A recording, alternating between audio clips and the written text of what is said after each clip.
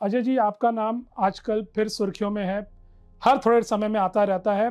पहले हम सीधा आपसे जानना चाहेंगे कि जो दाऊद इब्राहिम की प्रॉपर्टीज आपने खरीदी हैं महाराष्ट्र में, क्यों आपने खरीदी हैं और क्या आपका मैसेज है दाऊद को भी और पूरे देश को भी? 5 जनवरी 2024 को जो ऑक्शन हुआ उसमें मैंने 2 प्रॉपर्टी ली हैं। दोनों ही प्रॉपर्टी बहुत ही खूबसूरत जगह पर हैं। एक तो मैंने ली 3,28,000 रुपए की, दूसरी मैंने ली 2,01,00,000 रुपए की, जबकि उनकी कीमतें कुछ हजारों में थी, जो बिडिंग के लिए जो अमाउंट पेश किया गया था सरकार की तरफ से। देखिए, मैंने आपसे कहा ना, हम उन लोगों में हैं जिन्हें आप शायद अक्लमंद नहीं कहेंगे क्योंकि हम बिजनेसमैन नहीं हैं।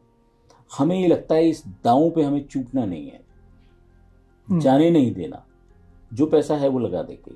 मैसेज मनी से ज़्यादा इंपॉर्टेंट है, बहुत इंपॉर्टेंट।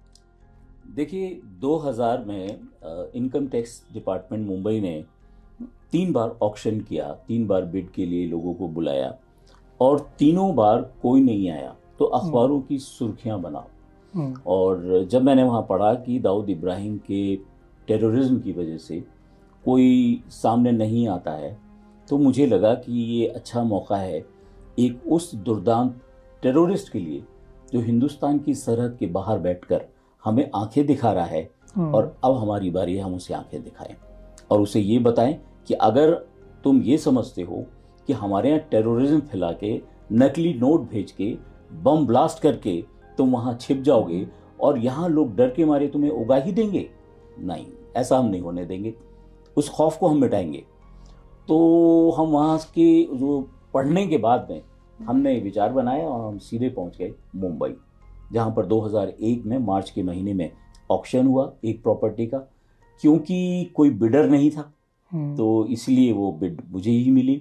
और उस वक्त एक बड़ी प्रॉब्लम थी कि वो सिर्फ टाइटल दे रहे थे, पोजेशन नहीं ऑफर कर रहे थे। कहने लगे पोजेशन जो है आप खुद ले लीजिए जाकर के। अच्छा, तो मतलब आप पे ही छोड़ दिया सब? हाँ, तो बायर पे ही छोड़ दिया सब। मुझे और मजा आया।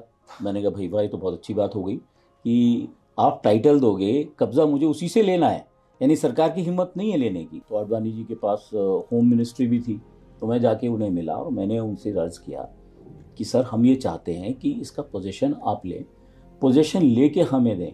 क्योंकि बीइंग एडवोकेट मैं ये बात जानता हूँ किसी से पोजीशन लेने के लिए कितना कितना वक्त लगता है। बिल्कुल।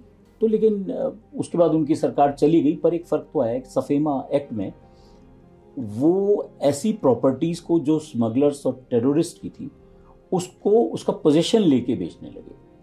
तो एक चीज़ तो उसमें मतलब चेंज आ गया। दाऊद इब्राहिम और उसकी बहन जो थी हसीना इब्राहिम पारकर, जो फिर बाद में वो नहीं रही, तो पोजीशन उन्हीं के पास था। तो हमने वो केस डाला। केस डालने के बाद 2011 में हम केस जीत गए। फिर वो अपील में चली गई, फिर वो दुनिया से अलविदा हो गई 2014 में। फिर उनके जो बच्चे थे वो उसके अंदर पार्टी बन गए केस के अंदर।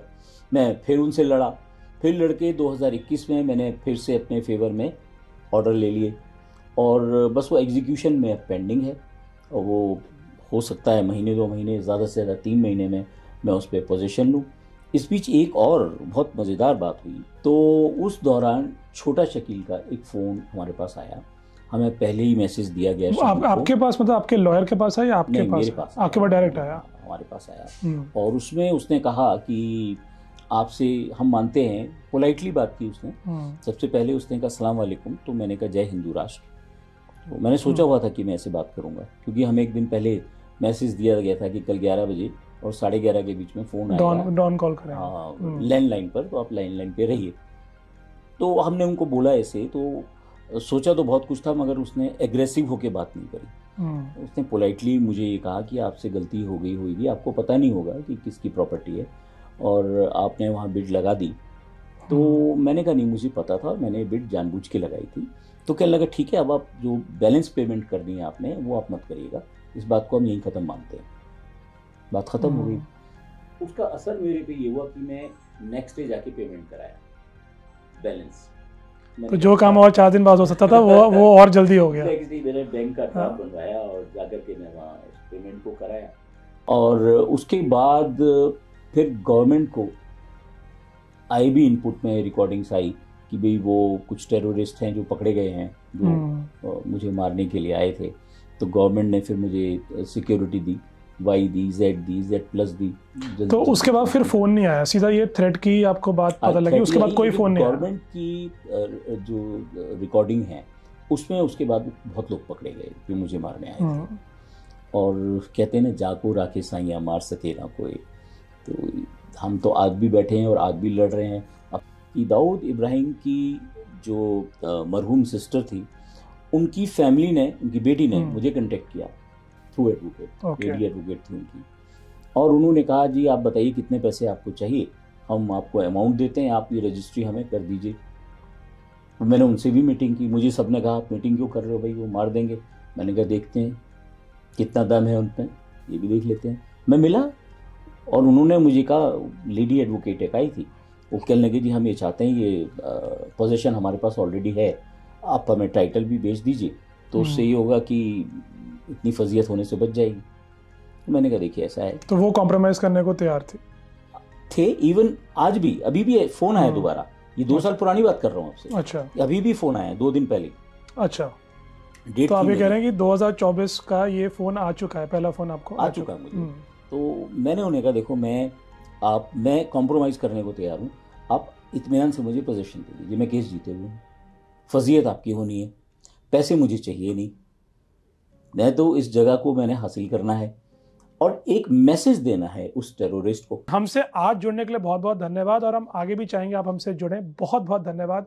इंडिया नाउ एंड हाउ में अजय जी के तरह ऐसे ही और बहुत खास लोगों को लाते रहेंगे। देखते रहिए, सब्सक्राइब करना मत भूलिए। बहुत बहुत धन्यवाद। जय हिंद, जय भारत।